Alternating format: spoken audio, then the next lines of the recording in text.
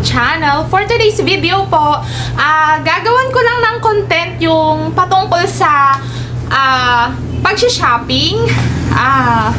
Napagod ako.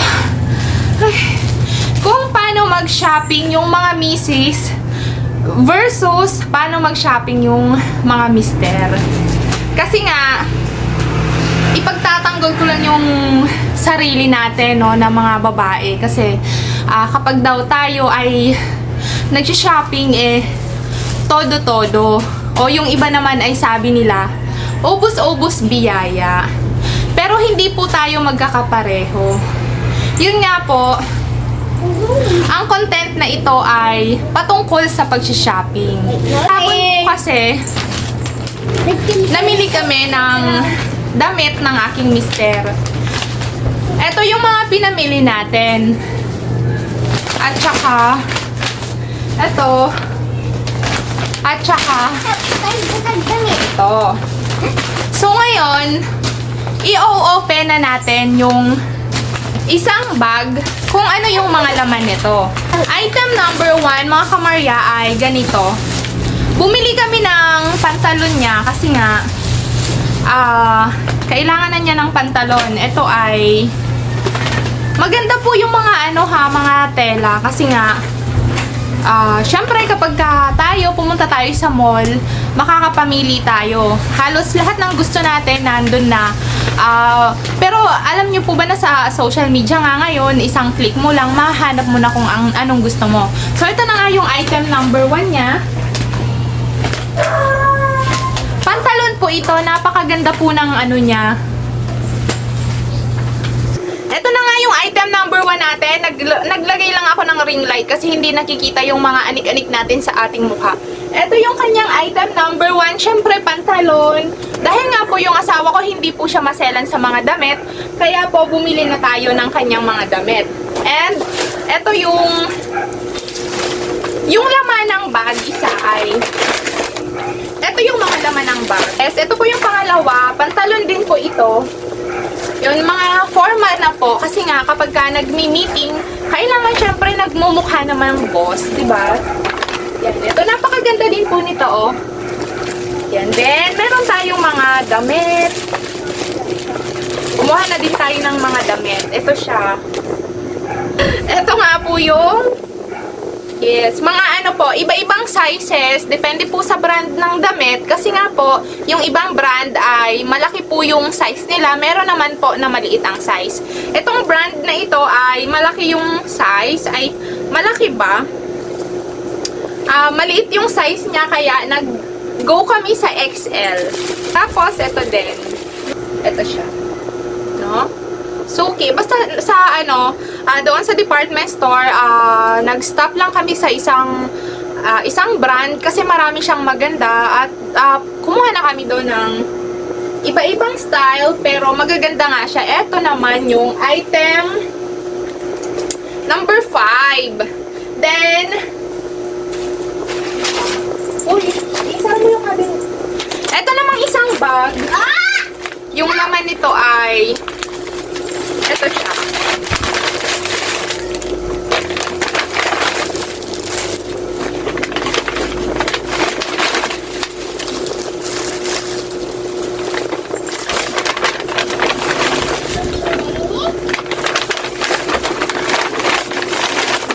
Ito pantalo naman ito.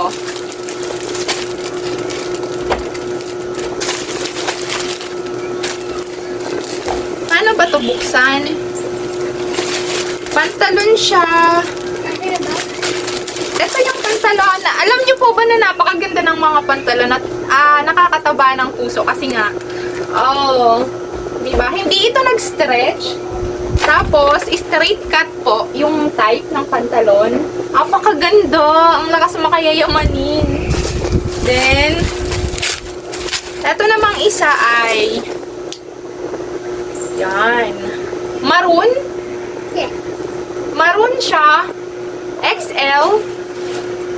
Yan. Then, kumuha tayo ng mga white na damit. Ito, pang formal talaga ang white. Kailangan niya kasi yung white kasi tuwing may meeting ay required sa kanila yata na naka-white uniform. Yung white shirt, white polo shirt, ganon. Ito, hindi na natin i-open to kasi nga dumihin siya. Then, ito din, white din siya naman. Oh, lahat po itong pinamili namin ay galing po sa Robinsons, San Fernando, Pampanga. And lahat po ito ay may discount o yung iba sa kanila ay naka-sale. Kaya medyo nakatipid pa po tayo kahit papano. Ito naman ay mustard. Alam nyo po ba na dati, ayaw ko yung mga kulay na yellow, mustard. At habang nagkakaedad na nga tayo, ay bigla akong na-in-love sa kulay ng mustard. Kasi nakakaputi siya. Oh. Diba? Ang ganda niya. Basta, ewan ko, basta bigla akong nabigani sa kulay ng mustard. Ito yung isang item. Then, kunin natin yung bag number 3. Ito yung bag number 3.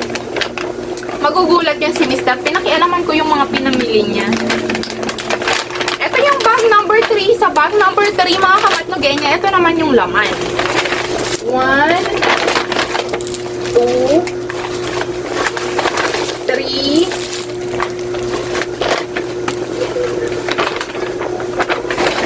4, and 5. We have, meron na naman tayong pantalon dito. Nakailang pantalon na siya? 1, 2, 3, and 4. Pang 4 itong na pantalon. Parang napakadami yata nung top niya na binili. Yung pantalon ay kakaunti lang. Ito naman ay, nakakainag din talaga yung ano niya, no? Apakaganda. Sa babae, ganitong mga uri ng pantalon yung gusto ko. Ang ganda niya. Ayan. Then, eto, meron tayong isa. Ito din pang ano din to, pang formahan ng mga boss. Ang ganda niya. Gustong gusto ko siya kasi para siyang simple siya pero napaka-elegante niya. Hindi ko na siya ibubuyang-yang kasi mahirap ibalik ba. And then, ito naman po, t-shirt lang naman ito, kulay white, t-shirt siya. Na-inlove ako sa t-shirt kasi, kahit t-shirt lang siya ay formal siyang tingnan, di ba? Bango. Tapos, ito naman, navy blue. Napili niya to kasi meron akong binili sa kanya na polo shirt dati sa Cebu. Nung nagbakasyon kami sa Cebu, meron akong biniling polo shirt sa kanya sa Smart Buy ko lang binili yun. Tig 199. Ayun, ganito siya yung style. May zipper din siya dito. May collar. Yan. Sa kulay lang at yung pocket. Wala siyang pocket. Pero halos magkapareho. At yung tela niya, ang ganda navy blue naman ito. At ito yung pinaka-last. Ito hindi ko na rin po ibubuyang-yang kasi nga mahirap siyang ibalik. Ito siya. Napakaganda po ng mga pinamili niya. Tapos, versus naman sa kung paano ako mamili. Depensahan natin yung sarili natin, mga kamatnogenya. Yung mga babae dyan, yung mga mamis dyan, depensahan nyo rin yung sarili nyo. Eto, kung paano yung mister ko mamili. Ayan, lahat. Lahat yan sa kanya, pasensya na kayo kung yung iba ay hindi ko na naayos ha. Basta lahat po yan, sa kanya yan. Ayan, ayan, ayan. Ayan, sa kanya yan lahat. At kung paano tayo mamili, ako ganito ako siya ganyan, mga branded na damit. Ako naman, ganito lang ako mamili.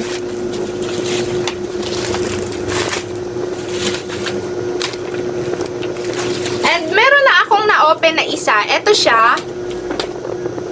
Damit. Galing sa Orange App. Binili ko po ito sa Orange App. Napakaganda. Alam niyo po ba na in love ako sa mga eyelet ang fabric. Kasi ang ganda niya. Eyelet po ang fabric nito. Tapos, smock ang back. Smock type ang back. Yun. Ang ganda nito. Promise. Tapos, nakakaputi pa siya. Then, i-open na natin yung ating parcel number 2. Ito naman, galing din ito sa Orange Up. Binili ko. Pero, ano lang to. Okay lang ito. Okay. Ito siya. Yan. Palda siya. Long skirt, maxi skirt ang tawag. Yan. Ito siya. Size 28-29. Button down po ito sa baba ha. Ganyan. Yan. Tapos, basta maganda yung tela niya. Kailangan mo siyang i-plancha. Wala nga lang siyang inner lining. Pero, hindi siya see-through kahit wala po siyang inner lining. Ito siya, oh. Ang ganda niya. Ewan ko, basta mahilig ako sa mga floral. Tapos tig 150 lang po ito isa. Okay po sa Orange Up. Then, ito namang isa, binili ko po ito. Ganon din, Orange Up. Tapos, okay din.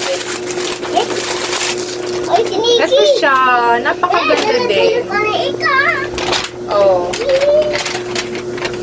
Maxi skirt din po ito. Maxi skirt. Ito naman ay para sa anak kong babae. Tig 150 din. Napakaganda din, oh. Bagsak yung tela niya. 150 pesos, oh.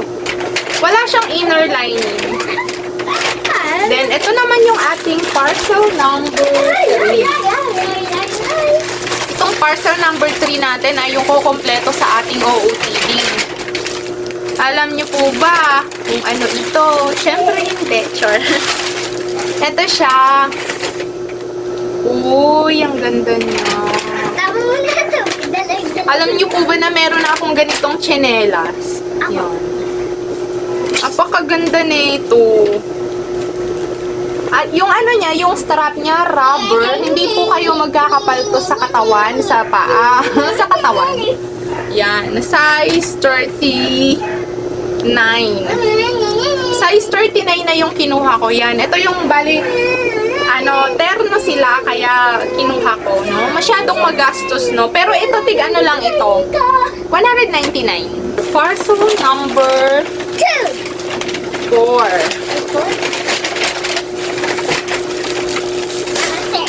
Ito naman mga kamarya ay dress. Dress ito. Ayan o. Ang ganda nito. Uy! Alam niyo po ba na mahilig ako sa mga dark colors? Kasi nga po, mas lalong lumilitaw yung ating kulay. Isa pa doon, yung mga dark colors ay hindi sila mahirap ternohan ng bags, slippers, yung ganon. Yan. Ito, basta dress po. Ito, ipapakita ko sa inyo. Suot na. Yan, ito na yung damit na isa. Napaka-fun. Nahiya ako isuot, pero kailangan natin yung mga ganitong damit. Ayan, no. Long sleeve po siya. Long sleeve. Diba? Litaw na litaw yung kulay natin. Tapos, ganito po siya. Oh, may patali po siya dito. Tapos, may zipper siya dito.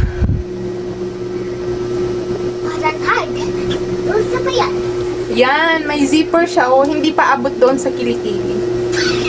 Yun, ang ganda, diba? Hindi ko may papakita sa inyo ng malayuan. Basta, makikita na lang natin yan sa FB kapag ka naka-OOTD tayo. Kapag ka binibili ko siya ng mga damit, mas gusto ko na formal o kahit na sabihin natin na may pangalan yan. Kasi nga, deserve din nilang bumili ng mga ganun dahil sa sila yung nagtatrabaho. Parang reward na lang po nila yun sa sarili nila. Ako naman, ako ganun yung mindset ko, no? Ewan ko lang po, magkakaiba kasi tayo. Ako naman po, okay lang sa akin kahit ukay-ukay, hanggat magmumukha akong disente sa damit. Wala namang problema doon kahit ukay-ukay. Hindi po talaga ako maarte sa damit as long as elegante akong tingnan. At saka alam niyo po ba na mas gusto kong ukay-ukay? Kasi nga sa ukay-ukay, wala kang kapareho. Magkaroon man ay napakadalang lang. Thank you for watching at sana huwag kayong magsasawang suportahan ng aking mga vlog and videos content.